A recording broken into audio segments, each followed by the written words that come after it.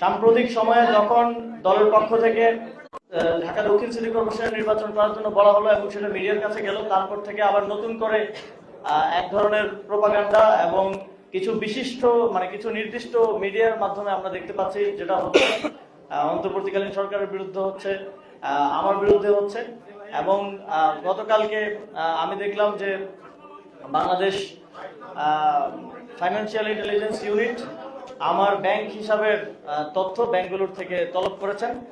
আমি খুবই অবাক হলাম যে 56 জনের ব্যাংক হিসাবের তথ্য চাওয়া হয়েছিল এবং যেই মেসেজটি ব্যাংকগুলোতে দেওয়া হয়েছে তথ্য চেয়ে, সেই মেসেজেই লেখা আছে যে এটা কনফিডেন্সিয়াল এবং কনফিডেন্সিয়ালি বিএফআইউর কাছে পাঠাতে হবে। কিন্তু বিএফআইউর যে অফিসিয়াল সাংবাদিকদের গ্রুপ, সেখানে তারা সেই কনফিডেন্সিয়াল ইনফরমেশনটা তারা নিজেরাই পাবলিক করলেন। আমি মনে করি একজন নাগরিক হিসেবে এটা একজন নাগরিকের প্রাইভেসি নষ্ট করা, এবং এটা আপনারা যদি অনুসন্ধান করতে চান অনুসন্ধান করেন। আপনারা এটা আলাদাভাবে 56 জনেরটা না দিয়ে 55 জনেরটা না দিয়ে আমারটা আলাদাভাবে সাংবাদিকদের গ্রুপে দিয়ে প্রচার করতে বলাটা আপনাদের যে হীন উদ্দেশ্য সেটাকেই প্রকাশ করে। সুতরাং শুধু অনুসন্ধানের বাইরেও আপনাদের এক ধরনের ক্যারেক্টার অ্যাসাসিনেশনের যে উদ্দেশ্য আছে সেটা স্পষ্ট হয়। তো যাই হোক, আমি সেই জায়গা থেকে আমি মনে করলাম যে ইতিমধ্যেই আমি যখন সরকার থেকে পদত্যাগ করি তখন মন্ত্রিপরিষদ বিভাগের কাছে আমার আয় ও সম্পদের সম্পূর্ণ বিবরণী আমি পেশ করে এসেছি।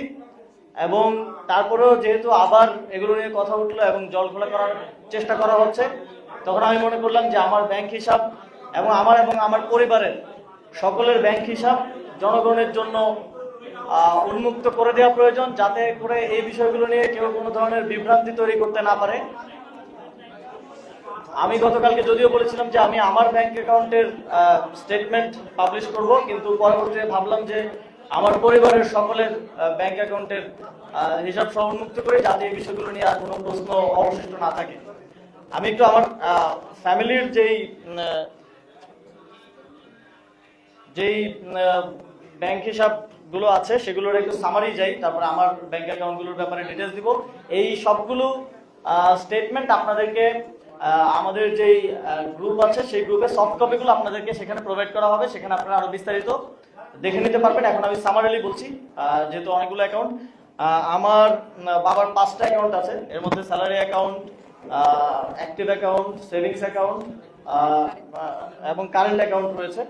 তার মধ্যে 5টি অ্যাকাউন্ট মিলে মোট ক্রেডিট আছে 5,47,711 টাকা। কিন্তু আমার বাবার সার্ভিস লোন আছে, তিনি যেহেতু শিক্ষক, তিনি 10 লাখ টাকার একটা সার্ভিস লোন নিয়েছিলেন, যেটা প্রতি মাসে কেটে ওনার স্যালারি থেকে কেটে নেওয়া হয়। সার্ভিস লোন এখনো পেমেন্ট বাকি আছে 6,39,746 টাকা। সুতরাং যা ক্রেডিট আছে সেটা যদি বাদ দিই আমরা, তাহলে তিনি এখনো 82,035 টাকার মতো